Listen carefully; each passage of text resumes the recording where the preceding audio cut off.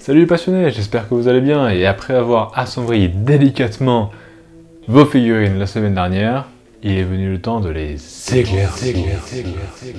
Dans cette vidéo, on va donc voir ensemble comment et pourquoi éclaircir vos figurines. Et ça, sans abîmer tout ce que vous avez fait auparavant.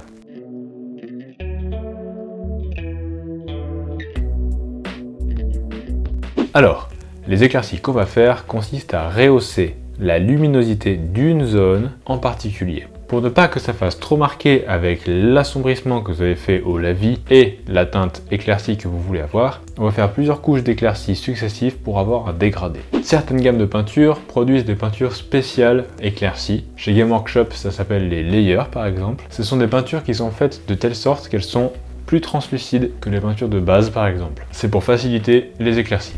Et maintenant, il faut se demander où est-ce qu'on va poser les éclaircies. Alors le plus simple est encore de prendre sa figurine et de regarder en zénithal. Vous êtes sûr que ces zones doivent être éclaircies. Pour le reste, tout dépend de vos goûts. Moi par exemple, j'aime beaucoup les assombrissements foncés, très foncés. Quand par exemple les figurines Game Workshop partent du principe où la lumière est partout et se réfléchit sur le sol. C'est pour ça que leurs figurines ne sont ombrées qu'avec du lavis précis, uniquement dans les creux. Regardez donc la différence entre mon Mortarion et celui de Game Workshop. Alors, pour bien appliquer votre éclaircie, le mieux est quand même de diluer. Au début à 30%, c'est-à-dire 2 volumes de peinture pour 1 volume d'eau, et quand vous maîtriserez mieux, vous pourrez diluer jusqu'à 50% d'eau. Après, vous venez éclaircir la zone que vous voulez en plusieurs passages de plus en plus fins. Au bout du deuxième passage, vous pouvez prendre la teinte supérieure. Pour éviter les démarcations, il y a une technique simple et efficace qui demande juste de la rapidité et deux pinceaux. Vous commencez à éclaircir par le centre de la zone que vous voulez éclaircir, et quand vous arrivez sur le dernier trait d'éclaircie, rapidement vous posez votre pinceau, vous en prenez un propre et légèrement humide avec un tout petit peu d'eau dedans, et vous venez frotter pour fondre la peinture dans la masse, et cela fera un dégradé joli. Vous répétez cette étape jusqu'à avoir l'éclaircie que vous souhaitez. Si vous avez un aérographe, pour les éclaircies, évitez de faire comme si c'était une sous-couche génitale, en faisant juste... Vous allez éclaircir les zones que vous avez ombrées juste avant. C'est pas top. Si vous le faites, vous devrez refaire derrière un lavis précis. Sinon, vous allez répéter ces deux étapes à l'infini. À l'infini, à l'infini, à l'infini, à l'infini, à l'infini, à l'infini. Ah, et puis merde.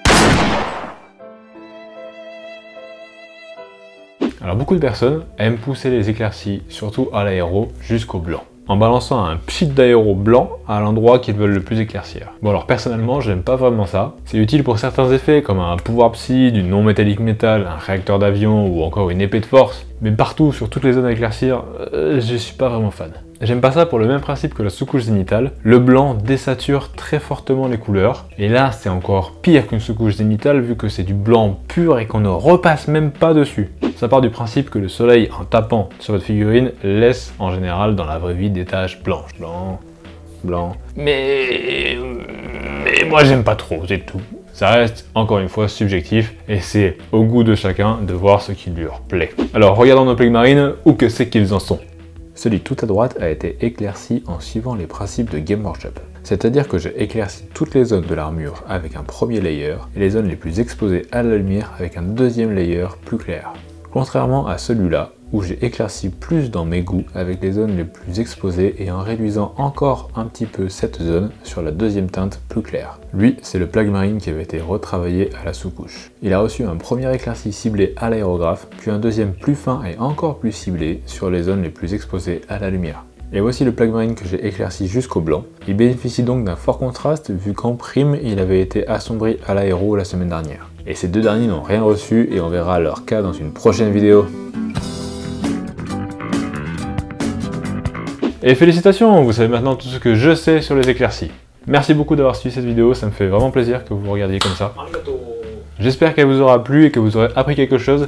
Si c'est le cas, n'hésitez pas à lâcher un petit pouce en l'air, à vous abonner et à activer la cloche, c'est plutôt important pour ne pas rater les notifications. Et surtout, si vous pouvez partager la vidéo, c'est vraiment le plus important, ça me ferait grandement plaisir et ça aide beaucoup la chaîne. Merci. Et avant de nous quitter, il est temps de regarder vos photos. Aujourd'hui, c'est Laurent qui nous partage une figurine qu'il a peint il y a fort longtemps.